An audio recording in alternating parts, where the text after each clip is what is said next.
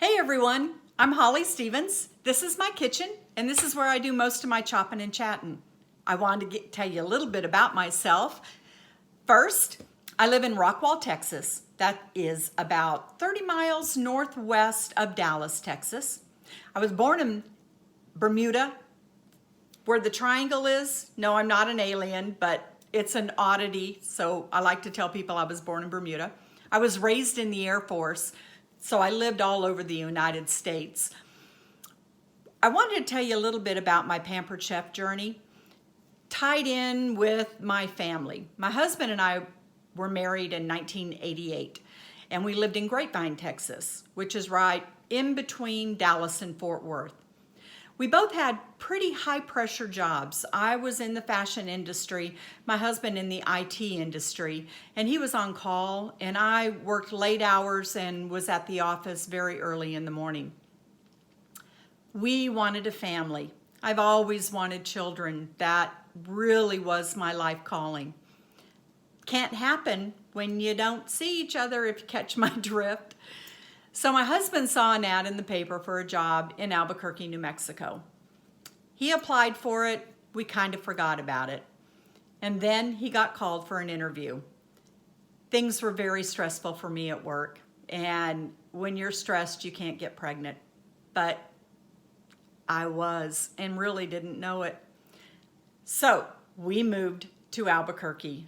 Much slower pace, very slow pace. And then I had my daughter in 1991, and my son followed in 1993. And when we moved out there, I stayed at home because, like I said, my calling was truly to be a mother. In 1993, my son was 4.5 months old, and my daughter was 2.5 years old. And that's when I joined the Pampered Chef. A friend of mine called and said, "Will you do a Pampered Chef show for me?" And I said, "No. I don't like doing home shows." Oh, I shouldn't have said that. Oh, sorry. But I really don't. I do them because once I do them, they are fun. But I turned her down. And then I left and came to Texas for 3 weeks to visit my parents. When I got back, I was so ridden with guilt. I called her up and I said, "I'm not a very good friend. So yeah, I'll do a show for you." And the very next thing out of my mouth was, "I think I'm going to sign up and do this." She was shocked. I was shocked. I'd never seen a catalog. I'd never seen the products. I'd never been to a show. I didn't know what I was getting into, but it was the best $100 I'd ever spent. Now, all these years later, I have a wonderful Pampered Chef family who has seen me through the darkest hours of my life. They've seen me through happiest moments of my life. I've made the best friends that I've ever had. Some are still with Pampered Chef, some have moved on, and we are still dear, dear, dear friends because it's Pampered Chef that brought us together. It's not Pampered Chef that kept us together. I cannot tell you the wonderfulness of this company, the sharing that is involved. We don't care whose team you're on or how much money you make or you don't make. If I've got a good idea, I'm going to share it with you. And if she's got a good idea, she's going to share it with you. Within a year of me joining Pampered Chef, I was paying the mortgage and all the bills, which was really great because when we did move to Albuquerque, I was the breadwinner. So when I quit working, those 3 years that I wasn't working, it was hard. It was really hard. But we made it work because that's what was good for our family.